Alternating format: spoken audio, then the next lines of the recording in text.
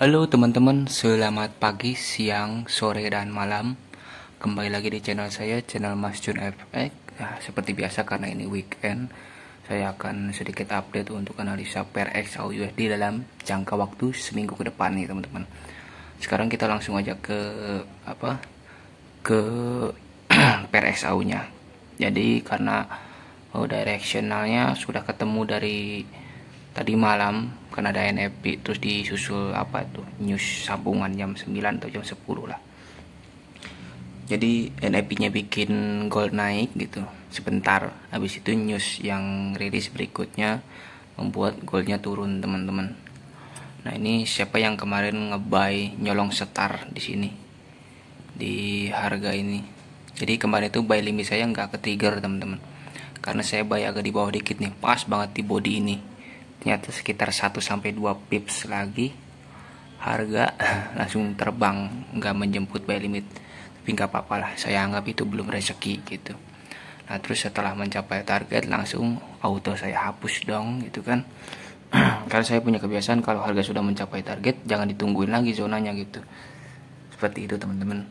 Jadi kemarin gold itu hanya mengambil imbalance yang ada di sekitaran sini.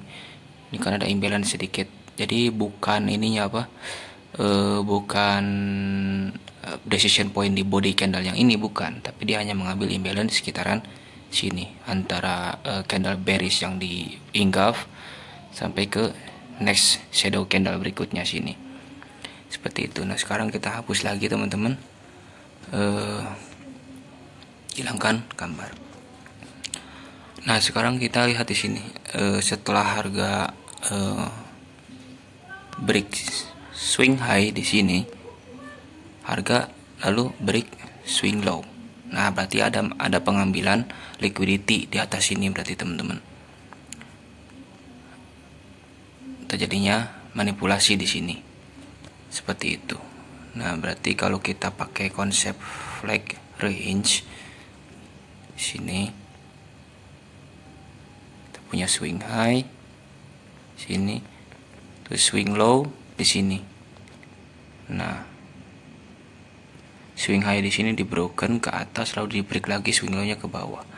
Nah, berarti kalau secara sederhana ini akan membentuk yang namanya setup QM, teman-teman. Setup QM atau Quasimodo, di mana harga membuat higher high lalu membuat lower low seperti itu, teman-teman. Kita ubah ke line chart lah biar jelas. Nah, seperti itu. Di sini harga membuat higher high. Sini. Lalu harga membuat lower low. Sini. Seperti itu. Nah, ini nggak akan cukup teman-teman. Kalau hanya seperti ini dia nggak akan cukup gitu. Nggak akan cukup. Kita tambah konfluen lain. Jadi di sini dia bereaksi di mana gitu. Dia bereaksi di mana gitu. 2 pixel kunci. Nah, kalau kita lihat ke kiri, nah ternyata di sini ada level bahu kiri juga teman-teman di sini.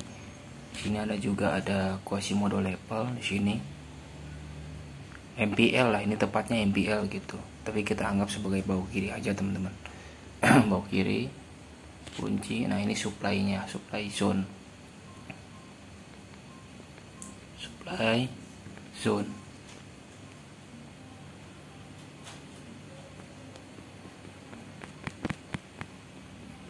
Ternyata harga tertahan di area sini teman-teman.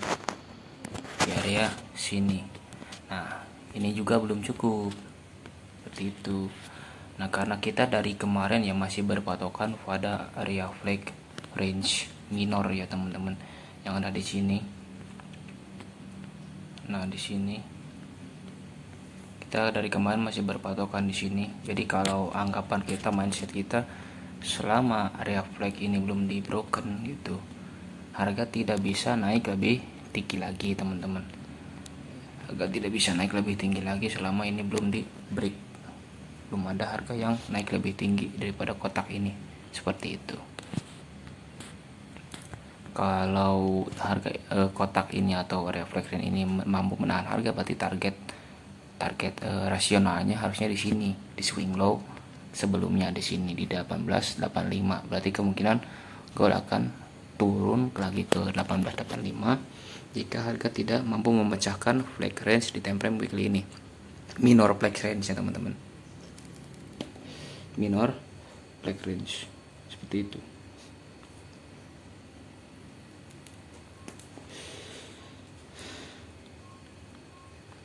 Nah, sekarang kita biasa teman-teman, kita gunakan Fibonacci untuk mengetahui harga sedang ada di level mana sekarang nih.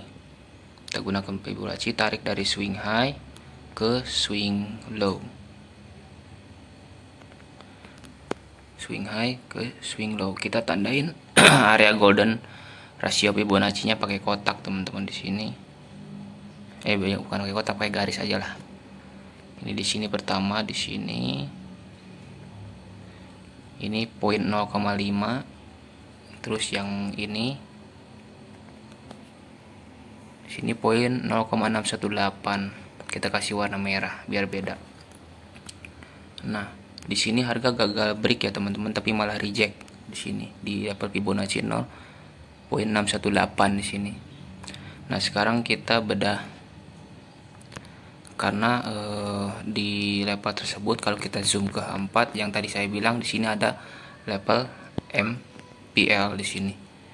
Di sini juga ada supply drop base drop yang masih fresh. Kalau kita lihat ke 4 di sini, kita tandain aja teman-teman sebagai patokan kita, arah gitu, patokan arah supply. Karena gold ini masih akan turun selama area flag range weekly ini belum di jebol gitu. Kita hanya akan mencari sesuatu di dalam sini, entah itu di area origin sini mungkin, di area bawah kiri ini mungkin, atau di area supply golden ratio di sini, golden ratio Fibonacci. Jadi dia di weekly-nya gagal tembus, malah reject gitu kan. Di H4-nya dia reject juga, di H1-nya dia membuat setup Quasimodo level teman-teman. Nah, seperti biasa kita akan mencari peluang sell teman-teman. Sebenarnya simple aja sih teman-teman. Pakai aja flag range terakhir yang di engulf di sini atau di break di sini. Sini. Flag range bearish terakhir di H1. Karena patokan kita selalu berada di area origin ya teman-teman. Selama origin belum tembus berarti harga masih mau naik. Tapi kalau origin udah tembus ya jangan dilawan gitu kan. Nah, sebenarnya simple aja teman-teman. Karena di sini high, low, higher high dan lower low. Berarti di sini kita akan mencari candle terakhir sebelum terjadinya engulf atau breakout sebagai decision point kita nanti. Nah, di sini saya asumsikan sebagai area supply. Supply kita kasih warna apa ya? Kita kasih warna orange kali ya biar beda. Nah, karena ini terlalu besar, zonanya terlalu besar ya teman-teman, sekitar berapa pips ini? Dari body sampai ke shadow tertinggi sekitar 86 pips. Maka kita akan gunakan konsep manipulasi di sini. Kunci dulu. Kita akan mulai sell dari area bahu kiri yang ini. Bahu kiri yang ini sampai ke shadow tertingginya teman-teman untuk memperkecil stop loss gitu, seperti itu. Untuk memperkecil area stop loss.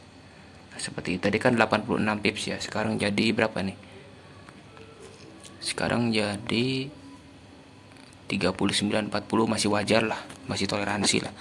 Atau mau lebih kecil lagi, gunakan konsep supply demand di sini yang lebih kecil. Nah, karena di sini areanya ada area compression ya teman-teman.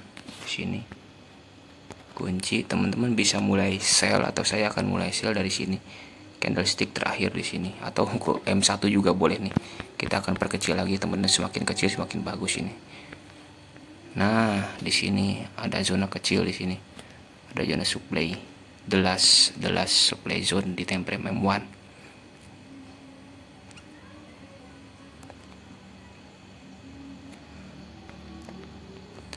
Kunci.